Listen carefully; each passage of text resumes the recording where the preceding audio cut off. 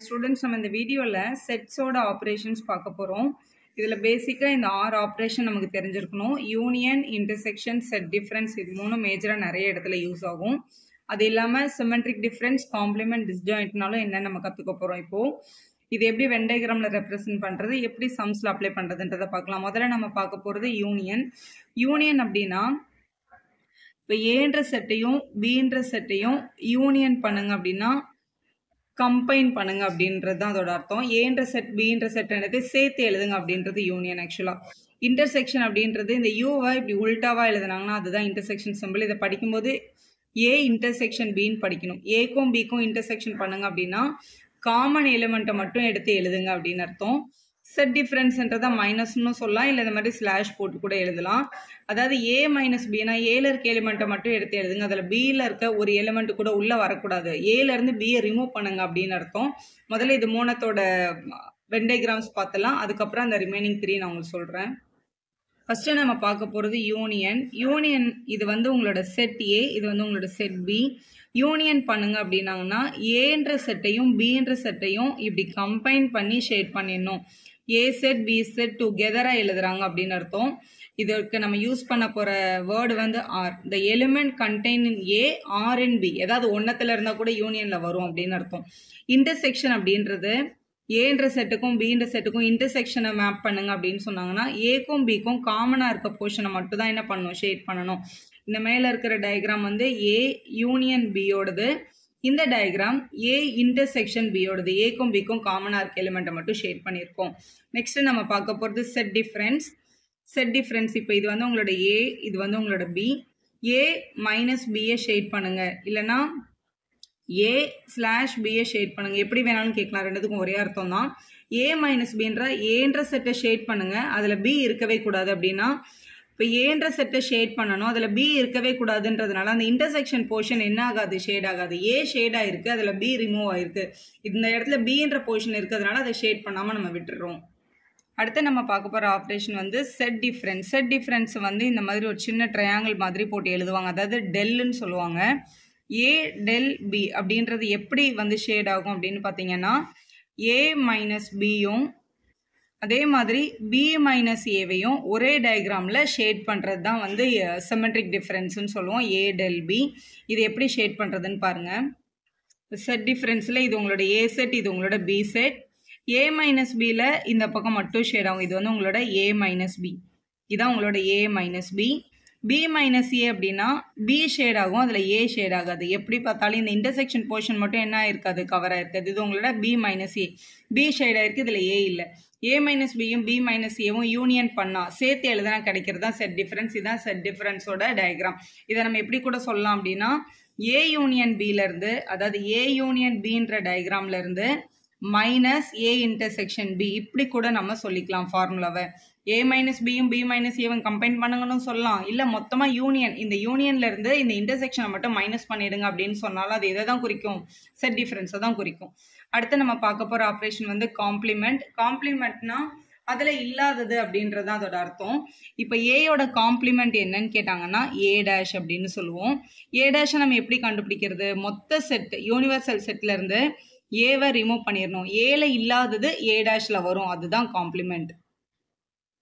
இப்போ complement diagram பாருங்களேன். For example இது உங்களோட செட் ஏ, இது உங்களோட செட் பினா ஏ டேஷை ஷேட் பண்ணுங்க அப்படின்னு சொல்லியிருக்காங்க. ஏ டேஷை ஷேட் பண்ணணும் அப்படின்னா ஏவை தவிர மற்ற எல்லாத்தையும் ஷேட் பண்ணணும். ஏன்ற சர்க்கிளை கம்ப்ளீட்டாக விட்டுட்டு இப்படி வெளியில் இருக்கிற எல்லா போர்ஷனையும் கவர் பண்ணிடணும். இங்கே வெளியில் எல்லாமே ஷேட் ஆகிடும், எது மட்டும் தான் ஷேட் ஆகாது, ஏன்ற சர்க்கிள் மட்டும் ஷேட் ஆகாது. ஏன்ற சர்க்கிளை மட்டும் கம்ப்ளீட்டாக விட்டுட்டு மற்ற எல்லா இடத்துலையும் நம்ம ஷேட் பண்ணிட்டோம்னா அதுதான் உங்களோட ஏ டேஷ் டயக்ராம், அதுதான் காம்ப்ளிமெண்ட் ஆஃப் ஏ.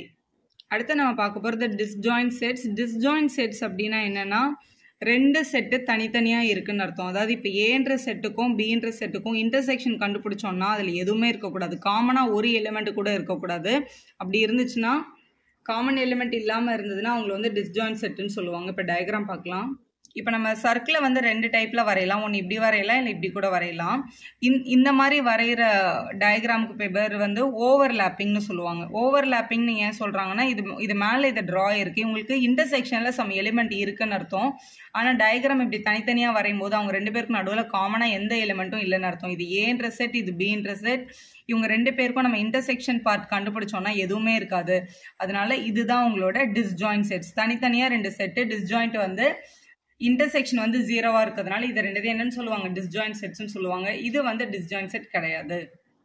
செட்டோட ஆப்ரேஷன்ஸ் யூஸ் பண்ணி கேட்குற கொஸ்டின் பாருங்க.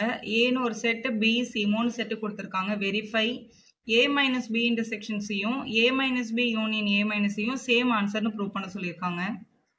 ஃபர்ஸ்ட் இதை ப்ரூவ் பண்ணுறதுக்கு இதோட லெஃப்ட் ஹேண்ட் சைடு எடுத்துக்கலாம். லெஃப்ட் ஹேண்ட் சைடுக்கும் ரைட் ஹேண்ட் சைடுக்கும் ஒரே செட்டு கிடச்சா அவங்க கேட்டிருக்கிறது வந்து வெரிஃபை ஆகிருக்குன்னு அர்த்தம். ஸோ லெஃப்ட் ஹேண்ட் சைடில் ஏ மைனஸ் பி இன்டர்செக்ஷன் சி கேட்டிருக்காங்க. முதல்ல எப்போவுமே ப்ராக்கெட்டில் இருக்கிறது தான் நம்ம கண்டுபிடிக்கணும்.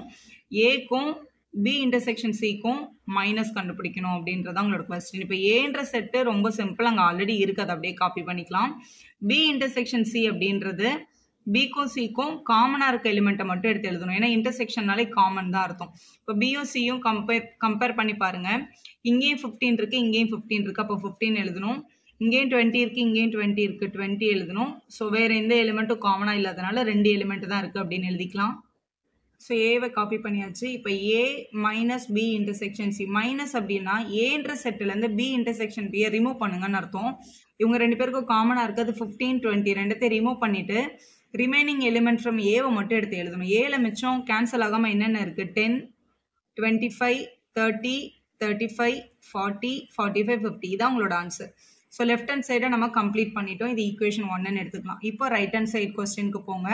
ரைட் ஹேண்ட் சைடில் அவங்க என்ன ப்ரூவ் பண்ண சொல்லியிருக்காங்க, ஏ மைனஸ் பியும் ஏ மைனஸ் சியும் யூனியன் பண்ணால் வர்ற ஆன்சர் என்னன்னு செக் பண்ண சொல்லியிருக்காங்க. முதல்ல ஏ மைனஸ் பி எழுதிடலாம்.